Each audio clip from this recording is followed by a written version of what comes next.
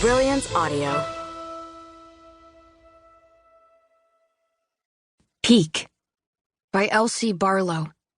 Performed by Emma Galvin. Miko, Jack. Visible fire coursed throughout Lutin's body, shimmering through the lines that crawled like vines across his limbs and torso.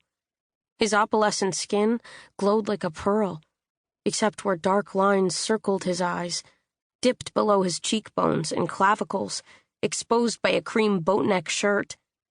Power emanated from him like bottled lightning, power to frighten away all except what was worthy. Love, goodness, compassion. Lutin slid his hands on top of mine and squeezed, his warmth filling me till I felt fresh, new, revitalized. He leaned down and kissed my head. I breathed him in, relishing the scent of cinnamon and chimney. His lips curved into a smile, and face muscles relaxed, like he'd tasted something sweet. My breath caught. The brilliant lines across his body wavered, the embers stifled. Various portions of his body dimmed and brightened, wobbling and shivering. Wrinkles etched themselves at the corners of Lutin's eyes, aging him. He suddenly seemed 1,000 years old, and frail. As quickly as they arrived, the wrinkles disappeared. My heart fluttered. I opened my mouth to ask what had happened, if he was all right.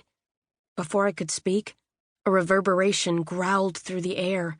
The snarl wavered across the mansion.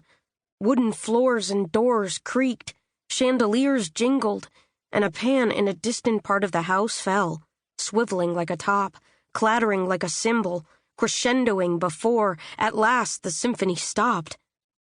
My eyes swept to the ceiling of the entryway of Cyrus's mansion. Thunder? I asked. I wasn't aware of a storm. Lutin's dark eyes lingered on a panel above us, as though memorizing the knots and the squares of wood, partitioned in aesthetically pleasing geometry before they dropped to mine. He smiled and then winced, as though in apology. Evil is being committed nearby. I turned to the door. An image of a shining white monster flashed in my mind's eye, the body glossy and malleable, like molten plastic. No eyes, nose, or mouth. Nothing human in him, just a walking doll that shaped itself into whatever it needed to be.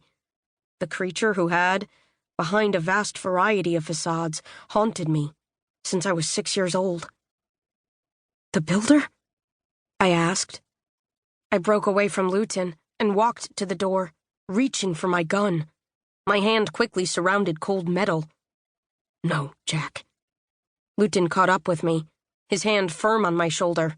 No, not the builder. I'm surprised you heard the echo. His black eyes pierced the door. There are people not too far from here. He sought the right words. They're committing a crime. My heart slowed. Once again, words abandoned me. He patted my shoulder as though asking if I were okay. More and more, you're becoming one of us. Who are they?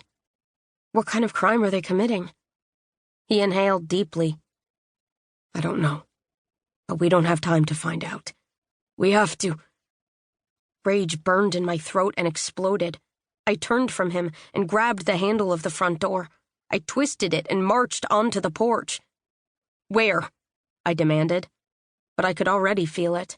A certain tension crawled throughout my body, raising the hairs on the back of my neck. The air trembled and tugged at me, urging me to travel the dark road to my left. I stepped off the porch and tracked the reverberations, my gun ready. Lutin followed, barefoot in the grass. With each step we took, the dry grass greened beneath us, healed by our ferric bodies.